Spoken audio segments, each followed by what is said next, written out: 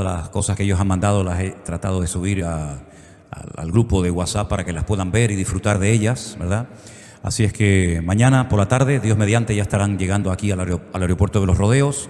Pero también mañana viene un hermano que él va a estar compartiendo su tremendo testimonio de cómo el Señor transformó su vida el día domingo por la noche o por la tarde.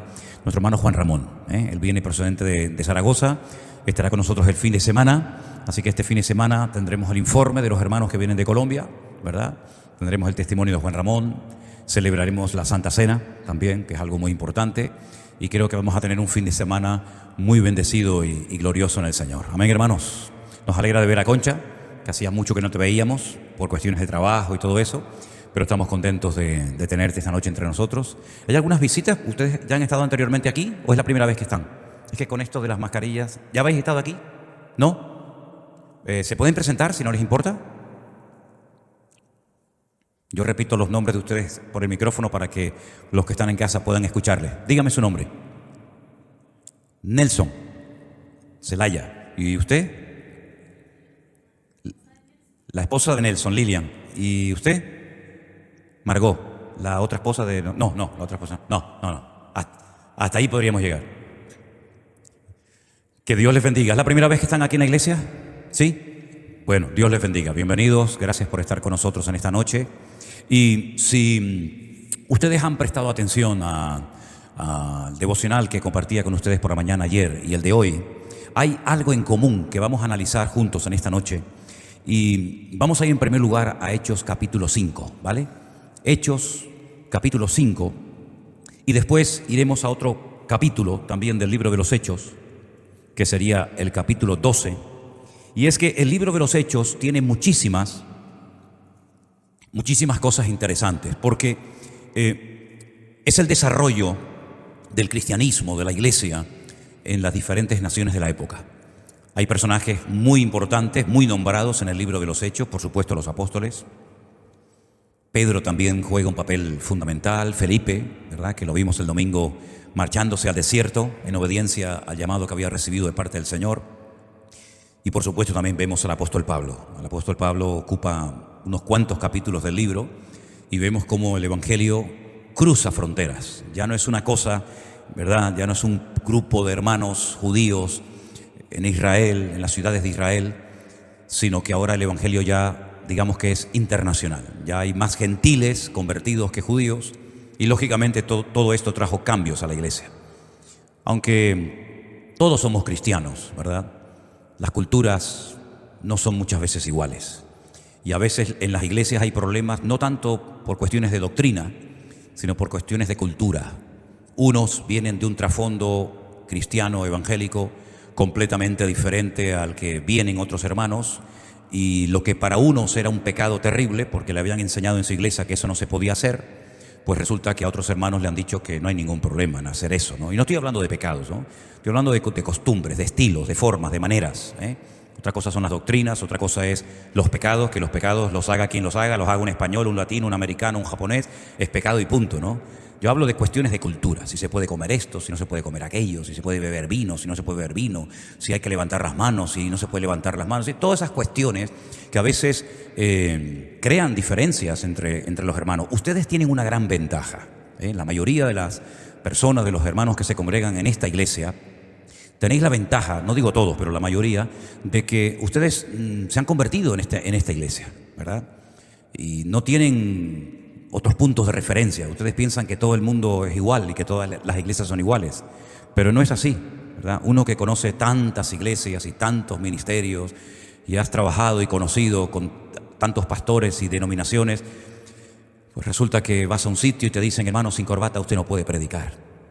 Y vas a otro sitio y el pastor te dice, hermano, aquí con corbata no queremos que predique nadie. Por la mañana te la tuviste que poner, por la tarde te la tienes que quitar. Y tantas cosas que a veces no nos damos cuenta de que son cosas de la carne, cosas del mundo, que no tienen ninguna trascendencia bíblica, pero que a veces crean problemas entre los hermanos inmaduros, porque los cristianos maduros, pues tenemos que estar por encima de esas cosas, ¿verdad? Los cristianos maduros no nos fijamos en la apariencia de la gente. Vamos a ver, hay un orden, ¿no? Hay un sentido común, ¿vale? Pero no estamos tan pendientes de cómo vino vestida fulano, mengano, si tiene el pelo más corto, el pelo más largo, si vino con falda, si vino con pantalones, si tiene a los pendientes o no tiene. Nosotros no estamos pendientes de esas cosas. El Señor mira otras cosas mucho más importantes que todo eso. Y lamentablemente a veces hay denominaciones que están más pendientes del aspecto exterior de la gente que del corazón y de la madurez del pueblo de Dios. Y uno tiene que pedirle al Señor capacidad de adaptación, que lamentablemente hay algunos que tienen poco o casi nada.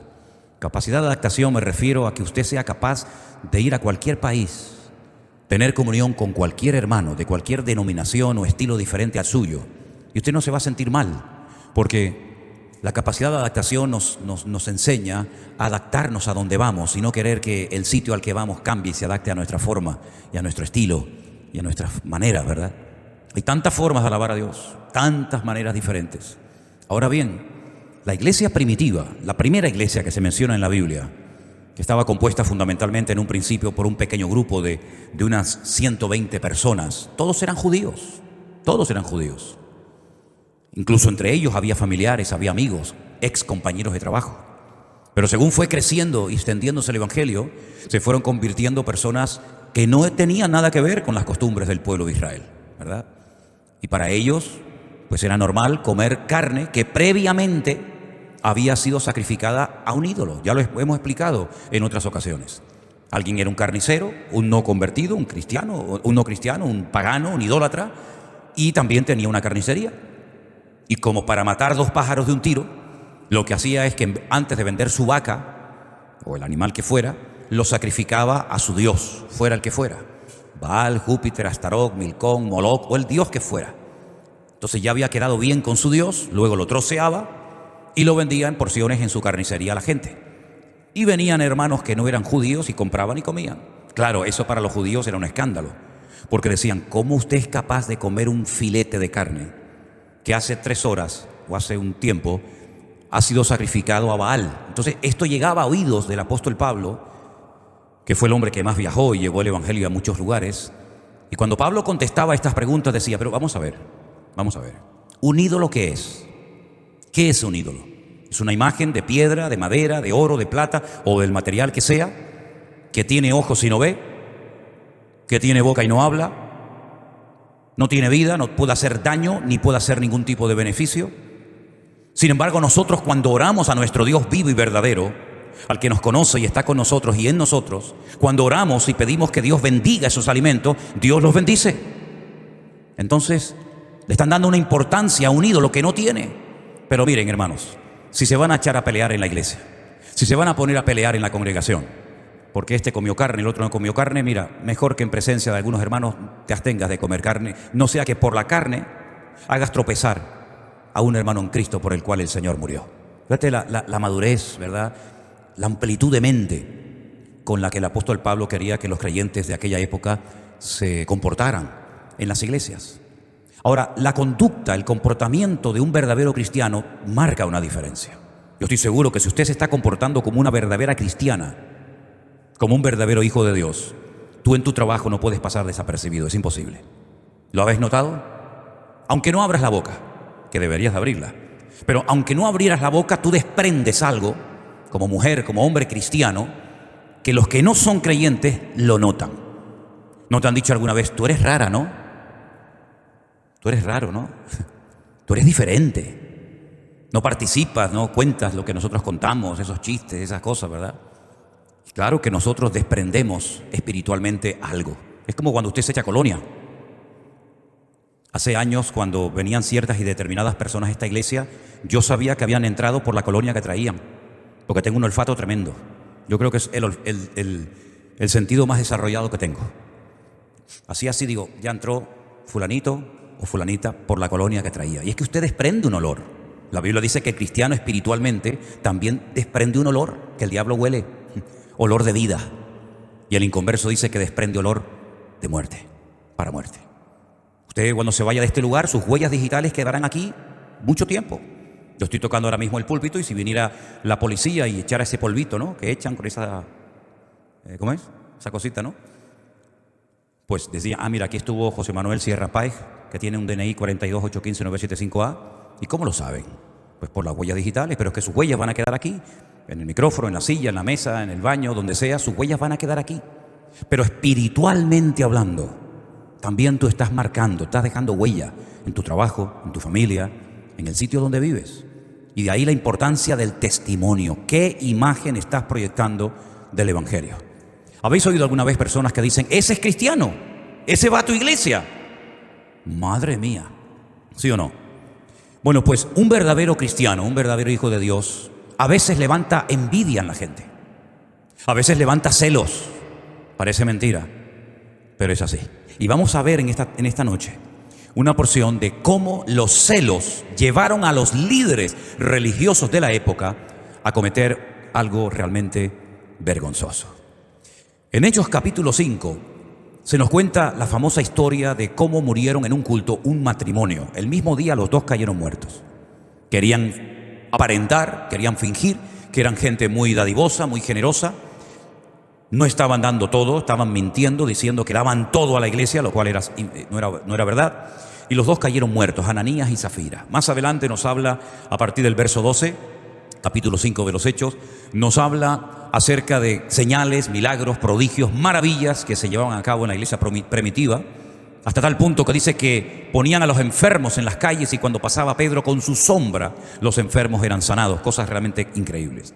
Pero a partir del versículo 17, y fue el devocional de ayer que compartía, dice la palabra de Dios así.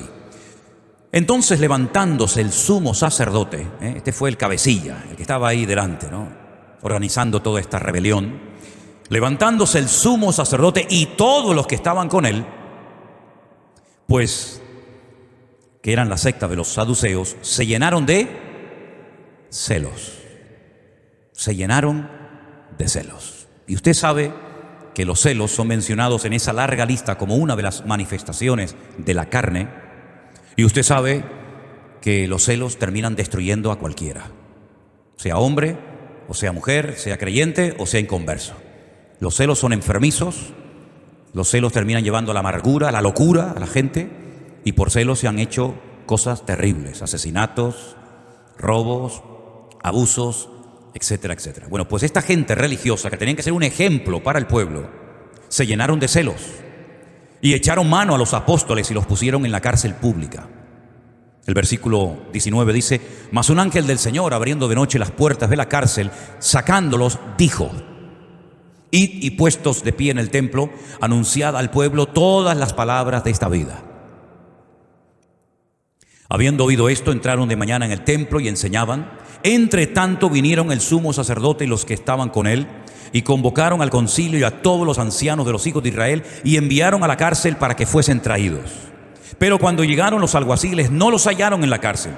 Entonces volvieron y dieron aviso, diciendo, por cierto, la cárcel hemos hallado cerrada con toda seguridad, y los alguaciles afuera, de pie, ante las puertas, mas cuando abrimos a nadie hallamos dentro. Cuando oyeron estas palabras, el sumo sacerdote y el jefe de la guardia del templo y los principales sacerdotes dudaban en qué vendría a parar todo aquello. Pero viniendo unos, les dio esta noticia.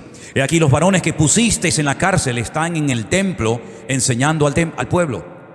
Entonces fue el jefe de la guardia con los alguaciles y los trajo sin violencia, porque temían ser apedreados por el pueblo. Mas cuando los trajeron, los presentaron al concilio, y el sumo sacerdote les preguntó, diciendo, ¿no os mandamos estrictamente que no enseñaseis en ese nombre? Y ahora habéis llenado a Jerusalén de vuestra doctrina, y queréis echar sobre nosotros la sangre de ese hombre. Respondiendo Pedro y los apóstoles dijeron, es necesario obedecer a Dios antes que a los hombres. ¿Cuántos dicen amén? A Dios primero, y luego a ustedes, siempre y cuando no contradigan ni vayan en contra de la palabra de Dios, como ha ocurrido en algunas ocasiones. Los cristianos estamos obligados, bíblicamente hablando, a cumplir con las leyes del país donde vivimos. No siempre vamos a estar de acuerdo con las leyes de un país, pero esto le pasa a cualquiera. No todos están contentos con las leyes de su país, pero es lo que hay, ¿verdad? A algunos les gustaría decir, pues a mí no me gusta pagar tantos impuestos, pero hay que pagarlos, amigo. A algunos no les gustaría tener límite de velocidad en las autopistas, ¿no? Decir, bueno, a mí me gustaría ir a 200, sí, pero en este país No se puede ir a esa velocidad. Bueno, se puede ir, pero aténgase a las consecuencias, ¿verdad? Nosotros bíblicamente tenemos que ser ejemplos al mundo. Y cuando le dijeron al Señor, ¿ustedes no pagan los impuestos? Y el Señor dice, paga los impuestos para no ser tropiezo, pero que quede bien claro que al César lo de César y a Dios lo de Dios. Las autoridades han sido puestas por Dios y si usted hace lo bueno, usted no tiene que tenerle miedo a ningún policía nacional, guardia civil, local. Si usted hace lo bueno, lo correcto, y no está mintiendo, ni robando, ni llevando una vida, una doble vida, usted no tiene que tenerle miedo a nada ni a nadie. Carnet de identidad, ahí está. Carnet de conducir, ahí está. Papeles del vehículo, ahí los tiene. ITV, ahí la tiene. Libro de familia, demostrando que usted está casado, ahí lo tiene. Esa es la ley, amigo. Y dice la Biblia, haced todo, no lo que queremos, todo decentemente y con orden. Eso dice la palabra de Dios. Hay cristianos que quieren vivir un cristianismo light, un cristianismo sin compromiso, ¿no? Yo amo al Señor, yo me sujeto a Dios, pero yo a los hombres no los obedezco. Entonces usted no ha entendido el Evangelio. Usted no ha entendido el Evangelio, porque el amor a Dios comienza por amor y por respeto al prójimo. La Biblia dice muy claramente en una de las cartas del apóstol Juan, el que dice que ama a Dios y aborrece a su hermano, y hay muchas formas de aborrecer, no solamente hablándole mal, sino no respetándolo, no sujetándose, etc. El que dice que ama a Dios y aborrece a su hermano, dice la Biblia que es, ¿qué dice la Biblia que es? Un mentiroso. Eso es lo que dice la Biblia. Usted es un mentiroso. Y yo tengo el derecho de decirle, usted es un mentiroso. Porque usted aborrece a sus hijos, usted no respeta a los hermanos, usted está haciéndole daño a la obra del Señor, usted no se sujeta a las autoridades y usted dice que ama a Dios, usted bíblicamente es un mentiroso. Y la Biblia dice que las leyes, las autoridades han sido puestas por Dios. Algunos dicen, ¿seguro? Sí, seguro. ¿Nos gusten o no nos gusten? Otra cosa es que las leyes de los hombres dicten cosas contrarias a la Biblia. Y hasta ahí, amigo, podríamos llegar. Imagínense que nos dijeran a partir, como sucedió. Como sucedió y está sucediendo. Por ejemplo, en Canadá es un delito evangelizar en las calles. No se puede dar testimonio en las calles. Usted va preso. Entonces, ¿qué harían los cristianos en Canadá? ¿Callarse y no dar testimonio? Pues terminaríamos todos presos, digo yo. Se le prohibió a Daniel orar. Creo que fue por 90 días. Y Daniel dice que como cada día hacía, abría las ventanas de su casa y él oraba 3 veces al día. Por la mañana, por la tarde y por la noche. ¿Por qué? Porque ¿quién nos puede prohibir a nosotros predicar, orar, servir al Señor? En ese caso no tendríamos ninguna obligación de cumplir con leyes antibíblicas, pero las que van en línea con la Biblia, las que no chocan frontalmente con nuestros principios espirituales, por supuesto que tenemos que cumplirlas, nos gusten o no, y si no le gusta ya sabe lo que tiene que hacer, se va a otro país y allí pues usted verá lo que hace, pero mientras esté aquí nosotros nos sujetamos a las leyes de este país. Yo nunca olvidaré cuando un día fui a los Estados Unidos, en uno de los viajes que hice, y me paró la policía por la autopista. Jamás en mi vida había visto un policía tan grande. No sé ni cómo se podía meter en ese coche. Era un Camaro. Cuando salió el policía, me llamó, yo salí del coche. Claro, uno tiene todas esas imágenes que ve en las películas, ¿no? Que te caen a palazos, no sé qué, que te pegan la pistola eléctrica. Y yo salí ahí medio asustado y me dice, ¿sabe por qué lo he parado? Yo sabía por qué me había parado. Y le dije, I don't understand. No entiendo. Ya. Pues vas a ver cómo vas a understand. Vas a ver cómo vas a understand. Y entonces me puso una multa. Y mientras me ponía la multa por velocidad, porque era una carretera que solamente se podía ir a 110, y claro, uno está acostumbrado a ir aquí a 120, pues me puso la multa. Y mientras me la ponía le dije, yo soy pastor evangélico. Ni se inmutó. Era como si le pasara una mosca así por ahí. Y le digo, ¿usted es cristiano? Y me dice, escribiendo, sí señor, por supuesto que soy cristiano. Digo, bueno, pues usted va a aflojar un poco ahora, ¿no? Y me dice, para que sepa la próxima vez que esta carretera no se puede ir a esta velocidad, le pongo esta multa. Y la tuve que pagar. Como un día fui a una farmacia que era más grande que toda esta iglesia a comprar un medicamento que me hacía falta, y cuando lo fui a pagar me cobraban en aquel momento casi $45. Y yo le dije, eso en España vale $3. Y me dijo, pues váyase a España a comprarlo. Me tuve que tragar así, pero no lo pensó 2 veces. $3 en España, aquí 45, pues váyase a España a comprarlo. Y tuve que soltarle $45. No nos van a gustar siempre las leyes, las cosas que dicten los gobiernos. Pero entonces, ¿qué hacemos? ¿Salimos a la calle a tirarle piedras a los policías? Salimos a la calle a quemar contenedores, a romper farolas, a hacer manifestaciones, protestando, gritando, insultando. ¿Es esa nuestra guerra? ¿Es esa la forma como el Señor Jesucristo enseñó a los discípulos a rebelarse contra el imperio romano, que eran los más crueles que jamás han existido? Porque si alguien era cruel, si alguien no tenía ni la más mínima misericordia, eran ellos, los romanos. Eso no respetaban a nadie. Mira cómo trataron al Señor Jesucristo. ¿Tuvieron compasión? ¿Tuvieron misericordia? Ninguna. Trataban a la gente como animales. Eso de vacaciones, derechos humanos, vamos a dialogar, vamos a llegar a un convenio.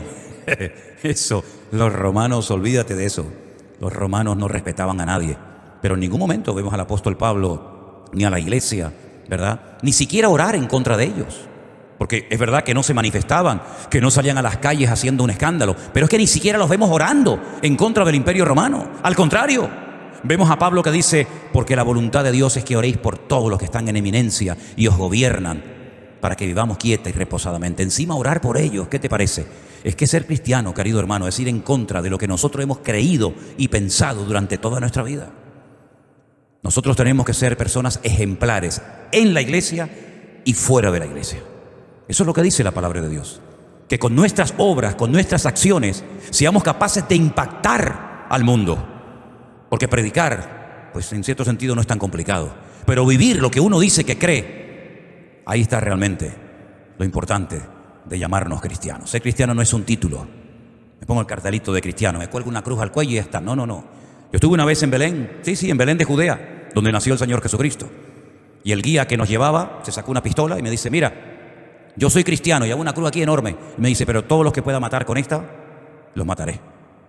Y llevaba una cruz, pero su comportamiento, pues ya me contarás, amigo, si ese es un cristiano, ¿verdad? Cuando le dijo el Señor a Pedro: guarda la espada, guarda la espada. Tú a mí no me tienes que defender de nada. Yo si quiero hago así, y millones de ángeles vienen a defenderme en este momento. Pero así que guarda la espada, porque el que mata a espada muere. Así que déjate de estar defendiendo las cosas del reino de Dios con tu espadita, que nuestra guerra no es contra sangre y carne, sino contra principados, contra potestades, contra gobernador de las tinieblas de este siglo, contra huestes espirituales de maldad. A ver si vas aprendiendo que nuestra batalla no es esta. Ahora bien, los meten en la cárcel injustamente. No se merecían ese trato, pero ellos van a la cárcel por celos de personas que tenían que estar contentos de decir: gloria a Dios que en nuestra ciudad, aunque sea a través de estos hombres, el mover de nuestro Dios es maravilloso. Enfermos sanados, la gente contenta, una revolución espiritual. ¿Creen ustedes que esta gente que se dedicaban profesionalmente a la religión, como eran Anás, Caifás, los saduceos, los fariseos, los escribas? Porque ¿a qué se dedicaban los escribas? A copiar la Biblia. No había impresoras, no había fotocopiadoras. Pues a mano la Biblia, hacían la Biblia. ¿A qué se dedicaban los fariseos? Supuestamente a enseñar la ley. ¿A qué se dedicaba un sumo sacerdote? Pues a representar las cosas del Señor en el pueblo y al pueblo delante de Dios. En vez de esa gente profesional de la religión gozarse de que el Señor se está manifestando, al contrario, ni comen ni dejan comer. Por celos, los meten en la cárcel, pero todas las acciones que hagan los hombres contra un cristiano, contra un hijo de Dios, contra el pueblo del Señor, no tendrán ningún efecto, porque el Señor ha prometido cuidar y defender a su iglesia hasta el último momento de nuestra vida. ¿Cuántos dicen amén? Así que el Señor no va a permitir cosas que usted no pueda soportar. Así que eso de que no, yo no aguanto más, yo no puedo más, eso no es una forma correcta ni madura de un cristiano. Si hablan los niños, los que no conocen al Señor, los que no entienden el Evangelio: ya no aguanto más, estoy harto, me voy a quitar la vida, como esta mañana me dijo un señor. Sí, esta mañana allí en la cuesta, hablando con un señor que era vecino antiguamente de esta zona, le pregunté y me dice: mal, estoy muy mal. Tengo trabajo, no tengo esto, estoy mal, no sé qué. Lo he invitado 50 veces a la iglesia y nunca ha querido venir. Pero está muy mal, está hundido. Dice: si tuviera ahora mismo, me dijo así, sus palabras fueron: si tuviera un revólver ahora mismo, me pegaba un tiro en la cabeza. Así hablan los del mundo. No tienen a Cristo ni lo quieren tener, ¿verdad? Quieren vivir a su aire, la anarquía espiritual. Nadie me manda, pero a la hora de la verdad, Dios es el culpable de la miseria en la que estoy viviendo, ¿verdad? Teniendo una iglesia en su barrio, 20 años, una puerta abierta de una iglesia donde se ha predicado constantemente el Evangelio, una persona se quiere quitar la vida teniendo la respuesta al lado de su casa. Aquí arriba, en este edificio, hay vecinos que reciben los devocionales de gente del extranjero que les dicen qué privilegio que ustedes vivan en el mismo edificio donde estamos viendo nosotros en Colombia, en Perú, en México, en Chile, en Japón, en Estados Unidos, etcétera, los devocionales y los cultos, y ustedes que viven encima no quieren bajar a la iglesia. ¿Qué te parece? Así es el corazón del hombre. Así es la naturaleza humana, ¿verdad? Ellos estaban en la cárcel, pero sin embargo el Señor estaba con ellos. Nunca los abandonó y salieron y volvieron otra vez a predicar el Evangelio, porque tenían bien claro a lo que el Señor los había llamado, pero también tenían aún más claro a lo que el Señor no los había llamado. Y eso es muy importante. Yo el otro día se lo decía a una persona. Digo, mira, yo le doy gracias al Señor, de verdad, porque sé a lo que Dios me ha llamado y sé lo que tengo en Dios. Pero aún le doy más gracias al Señor, porque sé a lo que Dios no me ha llamado y también tengo clarísimo lo que Dios a mí personalmente, por lo menos, no me ha dado. El apóstol Pedro dijo en el mismo libro de los Hechos, capítulos antes, no tengo. ¿Se acuerdan de aquella frase? No tengo, si no me pidas, porque no tengo. No tengo ni plata, no tengo oro, no tengo. Pero lo que tengo, y no es un juego de palabras, es una declaración de la realidad. Si no tengo poder económico, no te puedo dar dinero, pero tengo otra cosa mayor y superior al dinero, que es el poder de Dios. Levántate en el nombre de Jesucristo y camina. Entonces es muy importante con el paso de los años conocer lo que usted tiene en el Señor. Sería bueno que hicieras una lista, fueras leyendo diferentes pasajes de la Biblia, Antiguo, Nuevo Testamento, cartas de Pedro, de Pablo, de Santiago, etcétera, y que fueras anotando lo que tienes, lo que eres en el Señor, ¿verdad? Centenares de cosas que ya tienes. Por ejemplo, y el amor de Dios ha sido derramado en vuestros corazones por su Espíritu Santo que os fue dado. Ya lo tengo. Romanos 5:8. Todo lo puedo en Cristo que me fortalece. He aquí yo estoy con vosotros todos los días hasta el fin del mundo. Y antes que no erais pueblo, ahora sois pueblo de Dios, real sacerdocio, nación santa, pueblo adquirido por Dios, para que anunciéis las virtudes de aquel que os llamó de las tinieblas a su luz admirable. Y hay un montón de cosas que ya tengo. Pero también tenemos que saber lo que no tengo, a lo que Dios no nos ha llamado, porque hay algunos que se creen que pueden hacer cualquier cosa. Qué error tan grande cuando el rey David le dice a Natán, al profeta Natán: tengo en mi corazón el deseo de construir casa al Señor. Tengo en mi corazón el deseo de construir un templo grandísimo a mi Dios. Cuando el Señor había dicho, ¿qué templo me van a hacer a mí? Si el cielo es mi trono y la tierra es el estrado de mis pies, ¿dónde me van a meter a mí? Yo no les he dicho a nadie que me construya una casa. Y llega el profeta Natán y le dice al rey David, haz lo que venga a tu corazón, porque Dios está contigo. Y al día siguiente viene y le dice, no, resulta que el Señor me ha dicho, ayer te hablé yo, hoy te habla el Señor. El Señor me ha dicho que no construyas templo porque tú no lo vas a construir por esto, lo va a construir tu hijo. Y David se resignó y dijo, bueno, yo no lo voy a construir, pero yo le voy a preparar todo a mi hijo, el oro, la plata, la madera, etcétera. Voy a tener a todos los enemigos sometidos, pagando impuestos altísimos, por cierto, para que mi hijo Salomón, cuando decida construir el templo, pueda construir el templo en tiempo de paz y lo que yo no pude hacer, pues que lo haga él, ¿verdad? Y construyó los instrumentos musicales, escribió las letras de las canciones para los levitas, y tantas otras cosas. Por eso es muy importante saber lo que tenemos y lo que no tenemos en el Señor. ¿Usted ya lo sabe? ¿Usted ya lo sabe? Lo que tienes en el Señor, a lo que te ha llamado el Señor y a lo que no te ha llamado el Señor. Salieron de la cárcel y ellos dijeron, nosotros hemos sido llamados para ir por todo el mundo y predicar el Evangelio. Y nosotros tenemos que obedecer a Dios antes que a los hombres. Y más en esta ocasión en la que los hombres nos están prohibiendo predicar el Evangelio. Qué claro tenía esta gente el llamado de Dios en su vida. No se achicaron, no se amedrentaron, no dijeron, bueno, perdonen, no lo vamos a hacer más. Nos vamos a encerrar en nuestras iglesias, en nuestras casas, en fin, en donde nos reunamos, y no se preocupen ustedes, que no les vamos a molestar, nos vamos a comportar bien delante de ustedes, pero mal delante de Dios. Nosotros no vamos a dejar de decir lo que hemos visto y lo que hemos oído, porque por encima del sometimiento y de la obediencia al hombre está el sometimiento y la obediencia a nuestro Dios. Y ahí siguieron, y no pudieron detenerlos. Pero las autoridades, el enemigo, siguió empeñado en frenar y destruir a la iglesia. Y tiempo más tarde, ahora saltamos al capítulo 12, dan un paso más.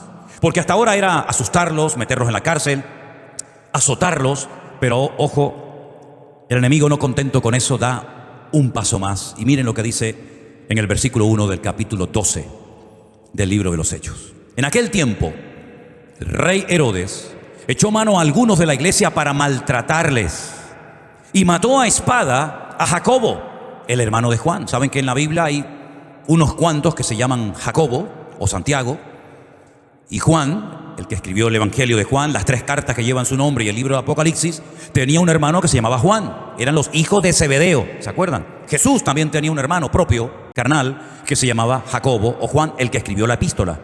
Hay una carta que se llama la carta del apóstol Santiago, ¿verdad? Ese era el discípulo, era hermano de Jesús, por lo menos lo que se piensa. Y lo mataron. Y por ahí los españoles, después de un tiempo, se inventaron la gran mentira de que el cuerpo del apóstol Santiago vino en una barca desde Jerusalén, que no hay río, no hay mar, por cierto. Y vino en una barca y llegó a Padrón, donde está el famoso río Leres. Y ahí alguien lo descubrió y se dio cuenta que era el apóstol Santiago. Vendría sin cabeza. Y allí lo están venerando en la Catedral de Santiago. Millones de personas todos los años. Es increíble, ¿eh? Y que después tú le digas que Cristo cambió tu vida, que te transformó y que no te crean, y que crean que una barca sola con un muerto dentro vino desde Israel, cruzando todo el Mediterráneo, subiendo hacia arriba, llegando hasta Galicia, y allí se encontró alguien, el cuerpo del apóstol Santiago, y la gente lo venera. Es increíble. Y después resulta que cuando vas al barrio armenio, en la vieja ciudad de Jerusalén, y te llevan a una iglesia de los armenios, un pueblo que siempre ha sido cristiano, desde los tiempos que Bartolomé fue a predicarles el Evangelio, pues resulta que ellos veneran, ¿saben qué? La cabeza del cuerpo del apóstol Santiago. Y entonces tenemos aquí el cuerpo, allí tienen la cabeza, adoran las espinas, adoran la cruz, adoran las sandalias, menos al que tienen que adorar. Al Señor tu Dios adorarás y a Él solo servirás.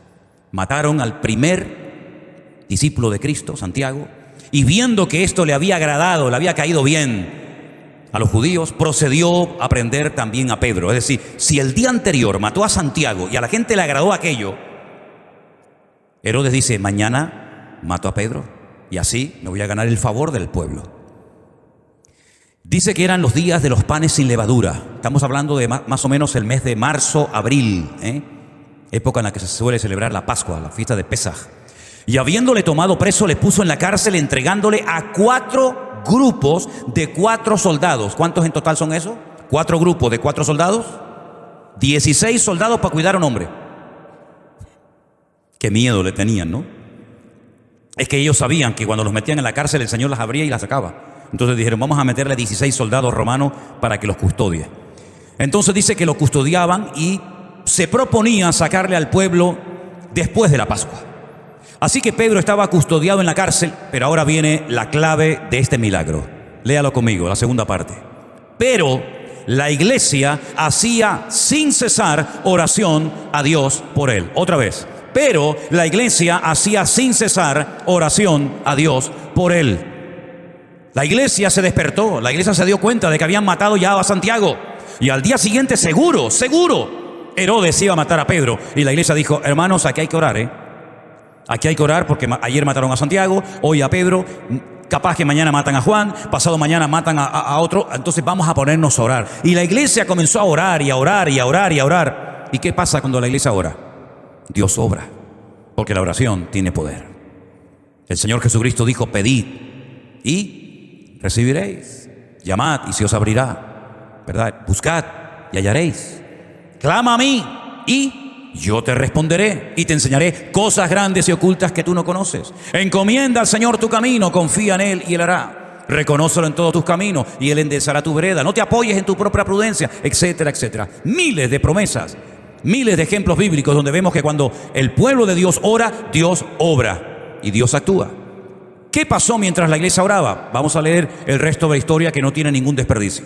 Verso 6.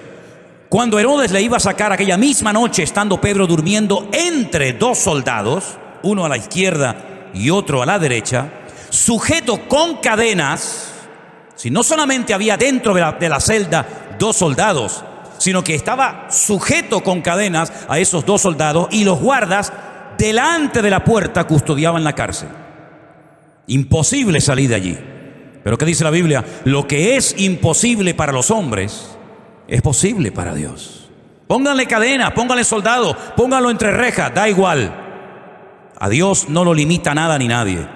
Y aquí se presentó un ángel, 16 soldados, y no hicieron nada. Y un solo ángel, mira lo que hace. Un ángel se le presentó una luz resplandeció en la cárcel tocando a Pedro en el costado, le despertó y le dijo, levántate pronto. Estaba durmiendo profundo, porque si le dice levántate y tal, es que estaba durmiendo. Es decir, no perdió la paz en ningún momento, no tenía miedo, sino dijo, bueno, ahora me apoyo un ratito en el hombro de este y otro ratito en el hombro de este gorila que está bien mullidito. Levántate. Las cadenas se le cayeron de las manos y no se dieron cuenta los soldados, pues no. El ángel le dijo, cíñete, átate las sandalias, lo hizo así y le dijo, envuélvete en tu manto y sígueme. Saliendo le seguía, pero no sabía que era verdad lo que hacía el ángel, sino que pensaba que veía una visión. Qué espiritual, ¿no? Habiendo pasado la primera y la segunda guardia, llegaron a la puerta de hierro que daba a la ciudad, la cual se les abrió por sí misma. ¿Saben lo que dice en el texto original? Automáticamente. Es como esas puertas de algunos supermercados, las puertas del aeropuerto, que en cuanto detectan que algo se le acerca, hacen así y se abren. A mí me encanta hacer así, abrir, cerrar, hasta que en varias ocasiones el segurita ha salido y me dice, estate quietito, ¿no? Ya eres grandito para tonterías. Digo, perdone. Pero me gusta esa cosa, ¿no? Se le abrió la puerta, salieron, pasaron una calle, luego el ángel se apartó de él. Ahora ya, corre tú, ya puedes ir solito. Entonces Pedro, volviendo en sí, dijo, ahora entiendo verdaderamente que el Señor ha enviado a su ángel y me ha librado de la mano de Herodes y de todo lo que el pueblo de los judíos esperaba. Habiendo considerado esto, llegó a la casa de María, la madre de Juan Marcos, el que tenía por sobrenombre Marcos, porque muchos estaban reunidos, ¿qué? Orando. Pedro durmiendo en la cárcel, la iglesia orando en la casa de Juan Marcos, que escribió el Evangelio. Cuando llamó Pedro a la puerta del patio, salió a escuchar una muchacha, una jovencita de la iglesia llamada Rode, la cual, cuando reconoció la voz de Pedro, de gozo, no abrió la puerta, sino que corriendo adentro dio la noticia de que Pedro estaba a la puerta. Y ellos que le dijeron, bendito sea Dios, gracias al Señor que ha contestado la oración de su pueblo. ¿Sí o no? ¿No? ¿Qué le dijeron? Estás loca. Ella decía, no, es él. Y ellos decían, no, es su ángel. Es increíble, Estamos orando por una cosa, Dios responde a esa cosa, responde a nuestro clamor, a nuestra oración. Y nos quedamos sorprendidos diciendo, ¿y qué ha pasado? Pues lo que ha pasado es que el Señor es todopoderoso. Y cuando la iglesia ora con fe, la oración eficaz del justo puede mucho. ¿Cuánto dicen amén? Aquí hay un motivo para estar agradecido al Señor constante y permanentemente. Porque hay puertas que no se van a abrir si no oramos. Hay cosas que no van a cambiar a menos que el Señor haga un milagro. Y gloria a Dios que todavía el brazo del Señor, como dice el profeta Isaías, no se ha cortado. Es una forma de decir, el poder de Dios está en plena actualidad, está en vigor. Dios no ha cambiado, los que han cambiado son ustedes, que todo lo cuestionan y todo lo dudan. Pero el brazo del Señor, el poder de Dios, la autoridad de Dios sigue siendo la misma. Así que de loca nada. En todo caso, los locos somos nosotros. Entonces Pedro, como persistía en llamar, fíjate, el pobre Pedro pasó más tiempo para que le abriera los hermanos la puerta de la iglesia o del lugar de culto que en salir de la cárcel. ¿Será posible? Cuando la abrieron y le vieron, se quedaron atónitos. Pero él, haciéndoles con la mano señal de que callasen, les contó cómo el Señor lo había sacado de la cárcel. Y les dijo, haced saber esto a Jacobo y a los hermanos. Y salió de allí y se fue a otro lugar. Luego que fue de día, hubo no poco alboroto. Yo, cómo me hubiera gustado estar allí, cómo me hubiera gustado ver la cara de Herodes.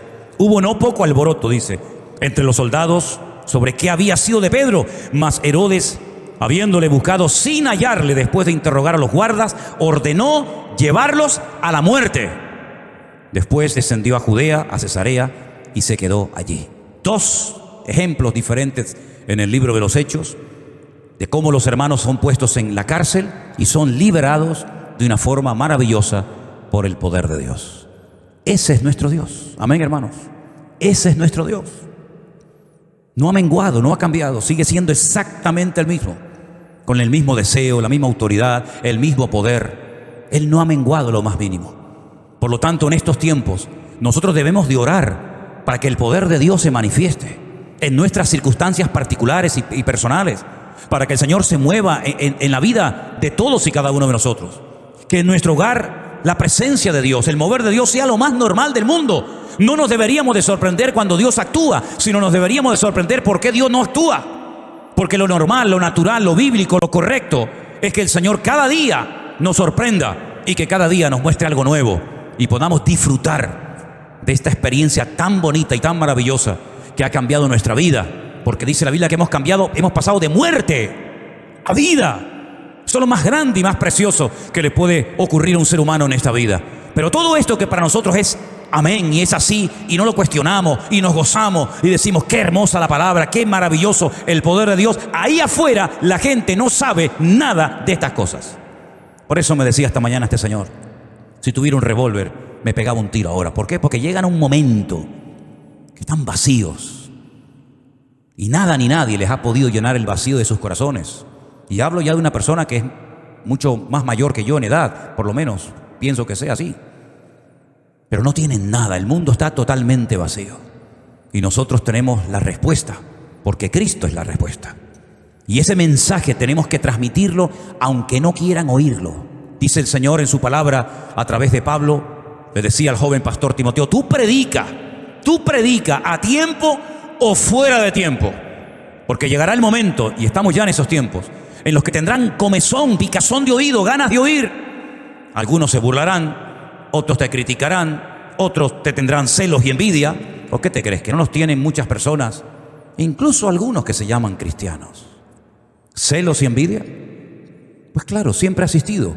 Eso ya entra dentro del paquete, como yo digo, ¿verdad? Pero nosotros no nos tenemos que detener ante esas cosas, sino cumplir con el llamado que el Señor puso en nuestros corazones.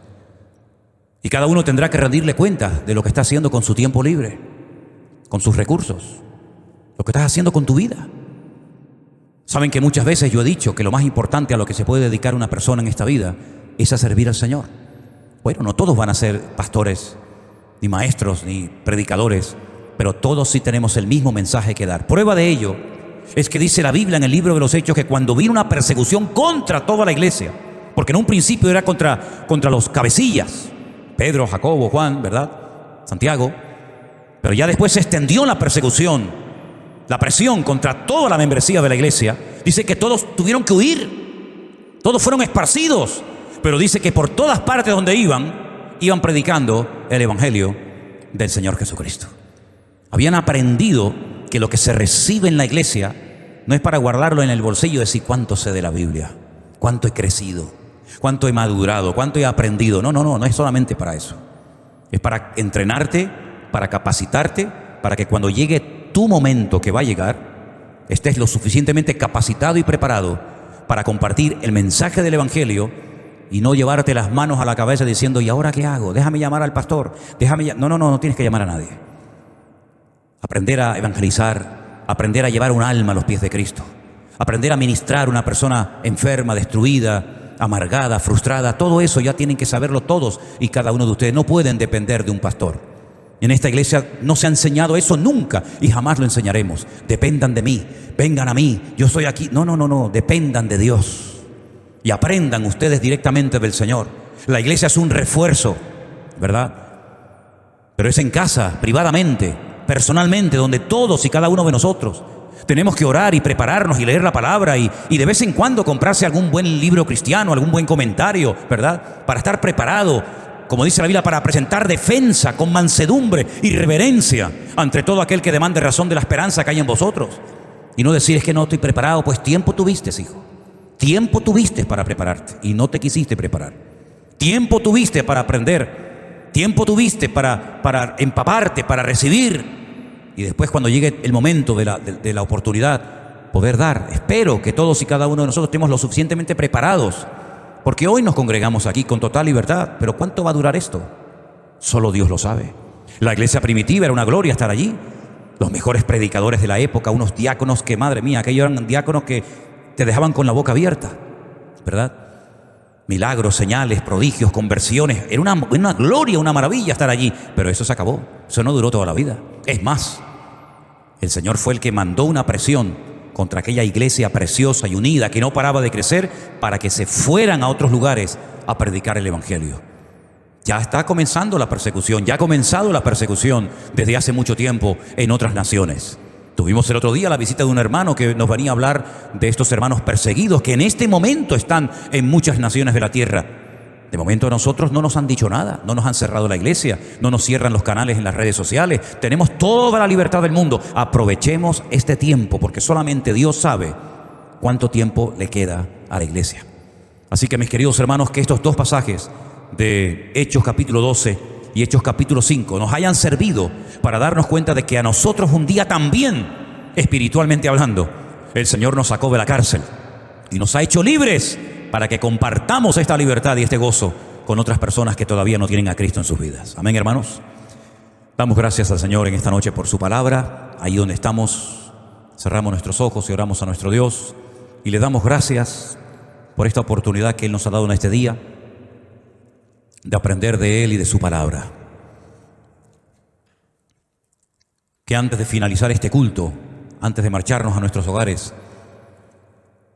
reconozcamos que es la misericordia y la gracia de Dios. No es nuestros méritos, sino la gracia y la misericordia de Dios la que nos permite todavía a estas alturas poder servirle y ser instrumentos útiles en sus manos.